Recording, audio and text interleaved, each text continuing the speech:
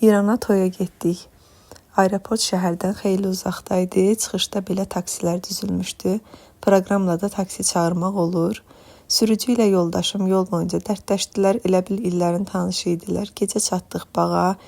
Dincəldik. Səhər isə bütün günü bağda vaxt keçirdik. Ailəmizlə söhbət elədik. Heç yerə getmədik. Axşam qonaqlar gəldi. Burada qəribə barbekü mədəniyyəti var. Ətin cürbəcür çeşiddə bastırmasını edirlər. Həm barbekü restoranından, həm başqa restoranlardan da video paylaşacağım. Amma İranda bu qədər gözəl şirniyyat çeşidlərinin olmağına çox təəccüblənəcəksiniz.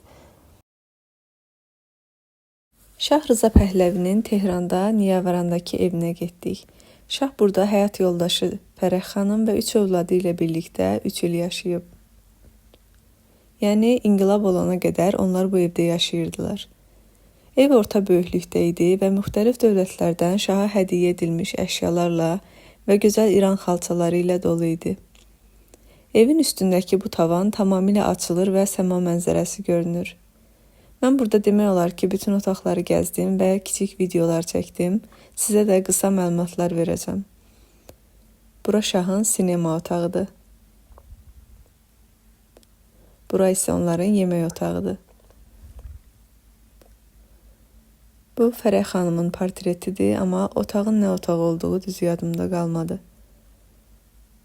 Bura şahın qonaqlarının gözləmə otağıdır. Bu isə Fərəx xanımın iş otağı.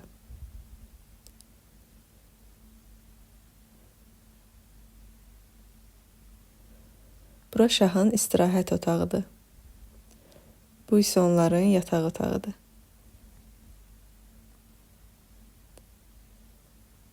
Bu Fərəx xanımın makyaj otağıdır. Bu isə müxtəlif dövlətlərə məxsus geyimlərin olduğu kiçik bir qardirob.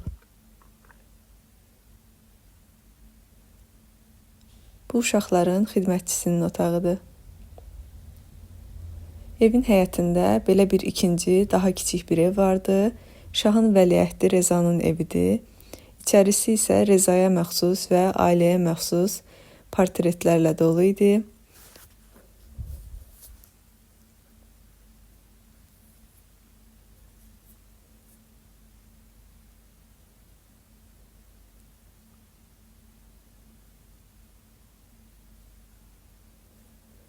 Bu isə şahın xüsusi kolleksiyasıdır. Bu evdən çıxıb həyətdə olan qaraja getdik, hansı ki şaha və ailəsinə məxsus motosikillər və avtomobillər var burada. Hər birinin yanında isə onların həmin motosikillər şəkilləri var. Şah zamanında müxtəlif avtomobil brendləri özlərinin ilk modellərini şah üçün dizayn edərdilər və məhz ona hədiyyə olaraq göndərərdilər. Hər iki ev və bu qaraj qədimi ağacların və hovuzun olduğu böyük bir bağda yerləşir. Həmçinin burada şahın tenis kortu da var, hansı ki indi əhali tərəfindən istifadə olunur. Tehrandan yola çıxıb İranın şimalına Xəzər dənizini görməyə getdik və mən inanmazdım ki, İranda həyatımın ən maraqlı təcrübələrindən birini yaşayacağam. Bu videolara diqqətlə baxın. Tunellərə girməmişdən əvvəl torpağın rəngi, yaşıllıq və hava temperaturuna baxın. Bura isə tunelləri tam keçdikdən və şimal tərəfə keçdikdən sonraki görüntülərdir. Birdən-birə temperatur düşdü, hansı ki biz Tehranda qısa qolda idik, amma birdən-birə yağış başladı, meşəliklər ortaya çıxdı, qayalıqlar, yaşıllıqlar ortaya çıxdı. Çox maraqlı təcrübə idi. Həqiqətən mənə elə gəldi ki, Tehranla şimalın arasında bir pərdə var idi. Sanki biz o pərdəni aralayıb keçdik və birdən-birə meşəliklər olan bir aləmə keçmiş kimi olduq. Olanlar bilir ki, Tehranda belə yaşıllıqlar yoxdur və bura gəlib çıxmaq üçün onlarla tunel keçməlisən. Bəzi yollarda 40-dan çox tunel var. Biz Cadde Çalus deyilən məşhur bir Çalus yolu ilə gəldik. Və belə bir maraqlı təcrübə yaşayıb gəlib Xəzər dənizini İran tərəfindən də gördük. Şimalda yaşadığımız maraqlı təcrübələri digər videolarda göstərəcəm. İranın şimalında Mazandarandayıq. Burada nələr etməlisiniz, o haqda danışacağam. İlk növbədə təbiəti, mütləq təbiətdə vaxt keçirin. Təkcə maşınla burada yol getmək belə insana çox zövq verir. Çoxlu şəlalələr var, hətta maşın yolunun ortasından belə çay axır. İkincisi yeməkləri. Bu gördüyünüz Əkbər cücə adlanır. Düzdür, mən bizim tabakaya bənzətdim, amma deyilənə görə İranın yerli yemək brendidir. Adı isə Əkbər cücədir. Biz də onu yeməyə getdik. Yanında isə digər İran yeməklərindən sifariş etdik. Buranın yerli şirniyyatçısına getdik. Şirniyyatların hamısına baxırda isə dondurma alıb yedik. Mazandaranda yolların qırağında, necə ki bizdə zeytun ağacları var, onlarda isə mandarin ağacları əkiblər. Hər yerdə sitrus meyvələr var, onları mütləq dadın. Buranın yerli sendviç brendi və telekabin hekayəsini isə növbəti videoda paylaşacağam.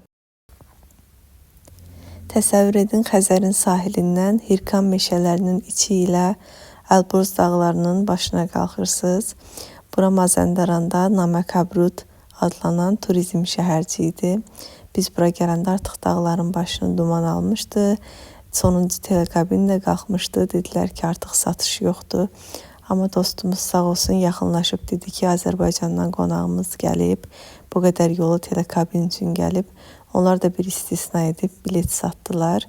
Və biz belə dumanların içi ilə keçib dağın ta başına qalxdıq. Dağın təpəsində istirahət etmək üçün hər cür demək olar ki, şərait qurulmuşdu. Bu isə qaydanda çıxış qapısında olan növbə idi. Qayıdış yolunda isə mənim sevimlim ballı kökə cənnətinə düşdüm. Sizin üçün video çəkdim, özüm üçün isə 2 qutu ballı kökə aldım. Gəlin bu videoda Tehranın küçələrini gəzək. Mən sizə İran haqqında maraqlı və qəribə gələn şeylər danışım. Onlarda da gecələr gənclərin yığışdığı mərkəzi küçələr var. Hansı ki rəqs edirlər, kitab satırlar, əl işləri satırlar, samavarlar qoyulub, şirniyyatlar qoyulub, çay içib, söhbət edib vaxt keçirirlər. İranda mənə ən qəribə gələn şeylərdən biri bu qədər çox motosikletin olması idi. İnanın, gün ərzində hara getsəniz çoxlu sayda motosiklet görürsünüz. Demək olar, ictimai nəqliyyatdan çox bunu istifadə edirlər. Burada daha çox da şəhərdən kənarda bahalı avtomobil markaları az görünür. Bu bəlkə də gömrük xərclərinə görə və avtomobillərin qiymətinə görə belədir. Bura ilk gəldiyim gün başımı bağlayıb çıxdım, amma şəhərdə geyim tərzlərinin dəyişdiyini görüb mən də başımı açdım və geyimimi dəyişdim. Amma hələ də restoranlarda və geyim mağazalarında hicabın məcburiyyətini göstərən yazılar mövcuddur. İranda mənə ən qəribə gələn şey isə meyvə boşqabına xiyar qoyulması idi. Şəhərin ortasında adamda klaustrofobiya tutduran uzun bir tunel var. Tehran həddindən çox böyük şəhərdir. Bəzi yerlərini gəzəndə sənə çox modern şəhər təəssüratı bağışlayır. Bəzi yerləri isə çox köhnə qəsəbələri xatırladır. Bütün şəhərin ətrafı dağlarla əhatə olunmuşdu. Ona görə də qəribə havası var idi. Getdiyimiz gündən dodağımız çatladı, qurudu. Buradan İranın şimalına getmək üçün dağların içi ilə 30-dan çox tunel keçmək lazımdır. Və mən təbii ki şimala getdim. Onu isə növbəti videolarda görəcəksiniz.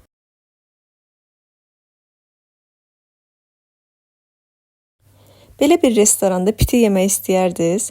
Bura Bərağan kəndidir, Tehran yaxınlığında yerləşir. Bilirsiniz ki, İranda yer süfrəsi çox yayğındır. Buranın da belə maraqlı bir konsepti var idi.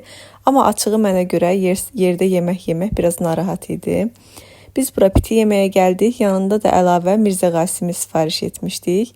Yeməkləri biraz fotosesiya eləyəndən sonra süfrəmizi açmağa başladıq. Yeməyin yanında soğan, turşular, göyərti, limon gətirmişdilər.